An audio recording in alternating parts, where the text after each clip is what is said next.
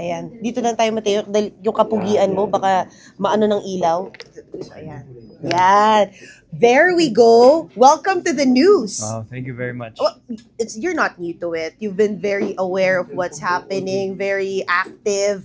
What made you say yes to this partnership with MediaQuest, Signal, One News? Actually, si Ma'am Shena and Ma'am Jane, of course, they were discussing this about me, and it's very exciting. No? Yung mga concepts ng mga shows nila, documentary shows, telling the stories of the Filipino, from food, soldiers, tradition, culture. So it's very exciting na masasabi natin, makwento natin to sa mga kababayan natin. Why did you decide this to be the new era of your life? Na parang public affairs? I think it's been a mission of mine to tell the Filipino story and to tell stories that haven't been told yet, kumbaga. Of course, we have a lot of incredible shows and all, but there's specific stuff that since I joined the army 6 years ago, sabi ko gusto ko ikwento to, ipakita talaga sa tao. Kasi we have a lot of stories of valor talaga na it was never told that should be told.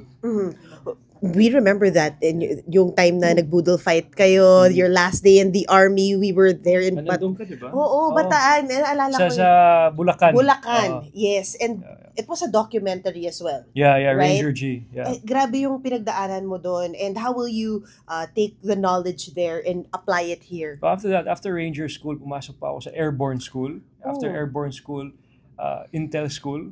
And then pagkatapos sa Intel School, PSG. The Philippine Presidential Security Group, which is PSC today. So all these military trainings was incredible for me because not just did I learn about myself, but also sa mga sundalo natin. Ano mga pinagdaanan nila, bakit ginagawa nila yung ginagawa nila. Yung selfless service nila para sa bansa, kumbaga. Pero ang ganda ng range mo, Mateo, kasi from unboxing PlayStation to this, viral lahat! Viral lahat! Ako, hindi naman ako nag-unbox. Hindi naman ako nag-play PlayStation. Asawa ko lang. Ako nagbubukas na ako. What's Sarah's take on this? She's excited. She's very excited for what we're gonna have to do. And looking forward for it. Wow! And siguro guest siya sasama ba siya sa mga mission mo? Ayan, hindi ko alam. Alam naman natin kasi busy siya. Kukulab sila busy, ng she's busy SB19. doing new music today. Correct. How do you balance that part of your marriage and relationship that you guys was this talagang support one another sa mga endeavor ninyo? Like, how does that work? How does it work? Kasi pop star, tapos di ba parang soldier. Wait. No, diba? we support each other. Not just on cam, but also behind the cameras. That's why we created our own production company, our own studio, our own music label. So Sarah can own and will own all her music, all her content, etc. So that's the goal. Ang galing, no? Para you're good in business. I mean, sa sarap ng mga restaurant mo, di ba? And then now, you're what gives? Like, parang mo natutunan yung business acumen na yun? Sinong naging mentor mo? I guess my leader and my mentor is my father talaga, no? My father came to the Philippines 1980 something and met my mom, and I was born, my sister, my brother, and I think up to today my dad is such a mentor to me in leading by example. He leads a company with many people, so I think I always veer to him on how I like to lead my employees, my companies, kumbaga. Good, parang na-meet ko yung isa sa team mo kanina, parang good words. Only good words as a CEO.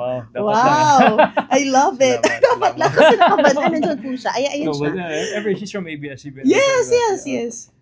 But yeah, I mean, I think every day, you learn, and you always try to educate yourself. That's why school continues, school of life or additional schooling. So that's very important. Paano na si Pinduko pala? Yung mga fans mo pa sa acting in showbiz, are you still open to acting? If there's something nice and that strikes the right note, kumbaga, why not? What is it, if ever? I don't know yet. Boss Vic, pinipilit ka pa? Yeah. Throws in the idea. He always throws ideas. Well, yeah, that's true. So he always throws ideas. Again, in show business, our industry is full of promises, diba? So you only believe or you step forward once it's actually there, diba? So that's the challenge of show business, diba? But we'll see you next first sa news. sa documentaries ng Documentaries. That's the thing. That's the Yeah. thing with the news. Yeah. Documentaries. Yeah. We're so excited. Because I'll be in news with Billionario. Yes. Yeah.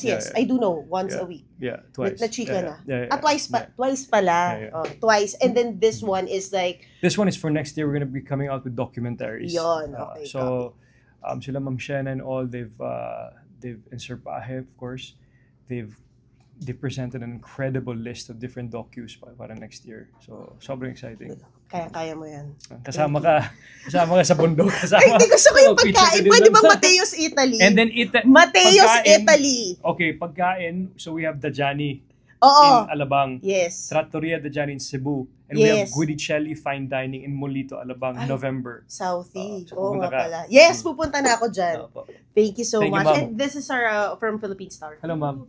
So Mateo, yung military trainings, ano yung mga nag-inspire sa'yo para, mag-involve sa this kind of What inspired me? I guess it's every little boy's dream growing up. Nanonood kami tayo ng mga Rambo movies, mga guys, Sylvester Stallone, pangarap natin, no? So when the opportunity was offered, I couldn't say no. I had to do it. So that's how it happened.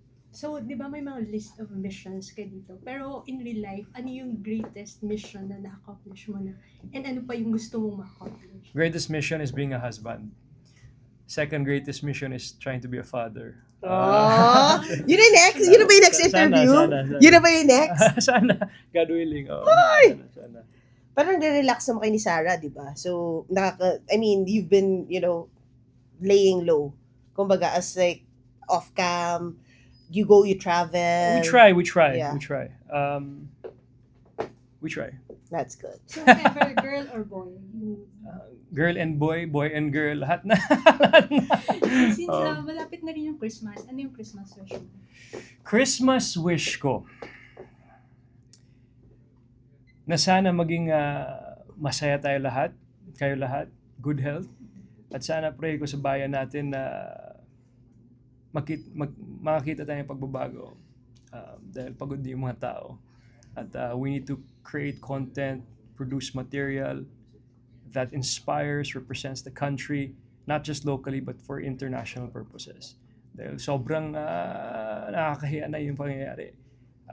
Yung bansa natin internationally looks very bad. So we have to rebuild this and seek accountability from the people that needs to be accountable. And we have to, it's our job, tayo, media, diba? To represent the good stories, to tell the good stories, and represent the Philippines the best way possible. So, ito yung magiging theme ng future show mo sa... To tell the Filipino story talaga. From soldiers, stories of valor, from food, from culture, tradition, everything and anything Filipino. But do you still have hope for the Philippines, in the future? We always need to have hope. I think that's the only thing hanging, on the Philippines is hope. But we need action. Kailangan natin mag-action. So, going back sa Christmas, how did you discover Santa nung bata ka pa? Nagbaano na Tagal na yun Nag-ano ka na, nagbabangko ka na. How did I discover Santa? Nagbabangko na siya, lalabas na sa December. Ay, ko si mama at papa, syempre, totoo yung Santa dati, di ba? How did I discover Santa? Di ba, mga medyas sa bahay, mga ganyan, di ba? May mga regalo sa loob. Yun, yata. Hindi ko alam. Thank you. Thank you, ma'am. Thank you. Are you Sir, exclusive to I News love, 5? is that golden pearls? It's the best. Yes, okay. Yeah. Yeah, okay. That's Are only you- found in the Philippines. You know that? Yeah. Yeah. Okay, so are we exclusive to News 5 or are we Documentaries, yes. Okay, just documentaries. And okay, so what do you bring to the table for News 5? Like what do you do that nobody else can do and why they got you? I'm sure a lot of people can do what I do now, but what I try and I think I can bring to the table is my whole heart as a Filipino and authenticity and tell the Filipino story from being a soldier, which I joined 6 years ago. And I know these soldiers, so I want to tell their stories authentically and honestly, kumbaga. How many do you have lined up for next year? How many documentaries, Oof. shows, whatever? I think we have three or four. documentaries. Yeah. Okay. Yeah. Thank you, sir. Thank you. Thank you so much.